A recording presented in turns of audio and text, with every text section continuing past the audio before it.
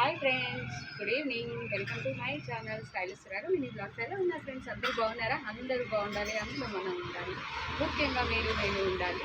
So నా వీడియోని ఎవరైతే ఫస్ట్ టైం చూస్తున్నారో స్కిప్ చేయకుండా ఎండింగ్ వరకు వినండి, చూడండి, వీలైనంత వరకు షేర్ చేయడానికి ప్రయత్నించండి. సో విషయంలోకి వెళ్దామా. నిన్న రాత్రి సడన్గా మా ఫ్రెండ్ నాకు ఫోన్ చేసింది. ఎందుకు ఫోన్ చేసిందబ్బా అనేసి అప్పటికి టైము 1:30 అవుతుంది. 1:30కి ఫోన్ చేసింది. నేను మామూలుగా పడుకునేటప్పుడు ఫోన్ని సైలెంట్లో పెట్టి పడుకుంటాను. ఎందుకనంటే నైట్ 9 తర్వాత ఏ ఫోన్ కూడా అటెండ్ చేయను. అలాంటిది నిన్న వీడియోస్ చేస్తూ మర్చిపోయాను. అది అలాగే పెట్టేశాను అనమాట. అది సడన్గా రింగ్ అయిపోయింది. 1:30కి ఫోన్ చేసింది. ఏమైంది అన్నట్టు సడన్గా నేను ఇంకా ఫ్రెండ్ కదా, ఏమైంది ఇంత నైట్ ఫోన్ చేశారని అంటే ఏమైంది ఫోన్ చేయండి అన్నట్టు నేను ఫోన్ లిఫ్ట్ చేశాను. లిఫ్ట్ చేయగానే మా ఫ్రెండ్ ఫోన్ చేసేసి ఒకటే ఏడ్ చేస్తుంది. ఏమైంది చెప్పు, ఏమైంది చెప్పు అన్నది. ఏమి ఏంటి అని అంటే చెప్పటం లేదు, ఫోన్లో చెప్పడం లేదు. చెప్పవే, ఈ నైట్ ఫోన్ చేసావు కదా ఏంటి అంటే, నువ్వు ఎమర్జెన్సీగా ఇమీడియట్గా వచ్చేయాలి, హాస్పిటల్కి వచ్చేయాలి, నా కండిషన్స్ బాగాలేదు, నా హెల్త్ కండిషన్స్ బాగాలేదు, నువ్వు వచ్చేయాలి.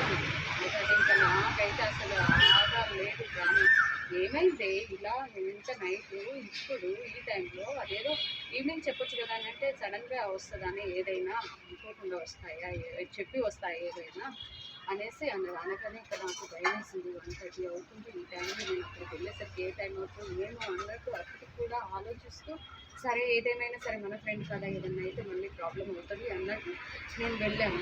హాస్పిటల్కి వెళ్ళేసరికి హాస్పిటల్లో నన్ను చూసి ఇక గట్టిగా పట్టుకొని ఏడ్చేస్తుంది.